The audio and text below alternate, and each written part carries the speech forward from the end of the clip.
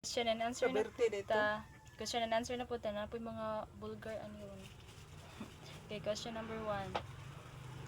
Unsa ang imuhang tibuok nga pangalan? Kanang sugat sa pagkadalaga nimo. Tibok pangalan ra. Wala sumpay. Yeah, unsa man yung kahulugan? Or My name is Jeneline Vinceslao Timario Bariga. unsa may kahulugan sa imong Jeneline? Ang Laban akong Jeneline nagkahulugang kalungkutan kay is una namatay akong kaluha ang magulang niya karon. Ako kay Rogeline Timario Bariga. Kuan pa? Oh, Rogeline Timario Bariga niya. Ang Rogeline kay gikan siya sa ang Rogie kay kapapa niya, ang Len ka mama na Rogeline. Ora to siya. So next kay unsa ang mga butang nga nagpapasaya sa imuha kana butang nga nagpa-happy sa imuha. Money, money, money. Money, money, money. Kuapod money. Chay. Ito, Para joke. kita mo siguro tanan no. We need money. Okay, so next kay unsa imuhang kahinaan o unsa pud imuhang strength.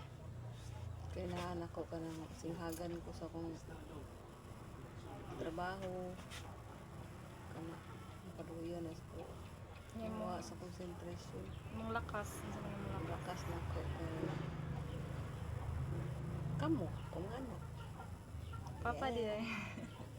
So ako kay Convod. Kinan po na ako same kanang pakalitag storya niya makalitan ka. So, mahilak na yun. Niya ako anpod kanang crowded nga mga lugar kay dili anad og daghang tao ang dili ko anad og daghan nga tao. Niya akong lakas pod kay family o mura siguro. Yeah, so next question kay ano ang pinakamahalagang aral na natutunan mo sa buhay? Kanang kuan mga aral or kanang nakuhaan imong leksyon sa imong kinabuhi or naay mga panghitabo nga nakuanan nimo imong leksyon. Pangitabo nga pa conclusion. Kanang kuan. Pataka ang dasmag sa laking wakaila.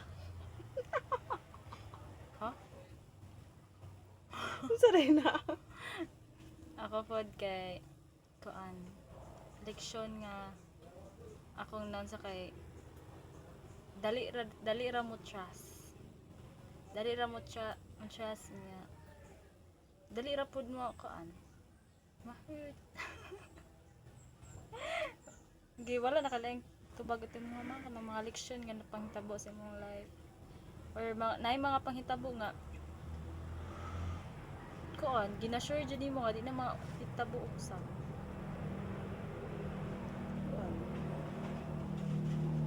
Daghan. Give one example.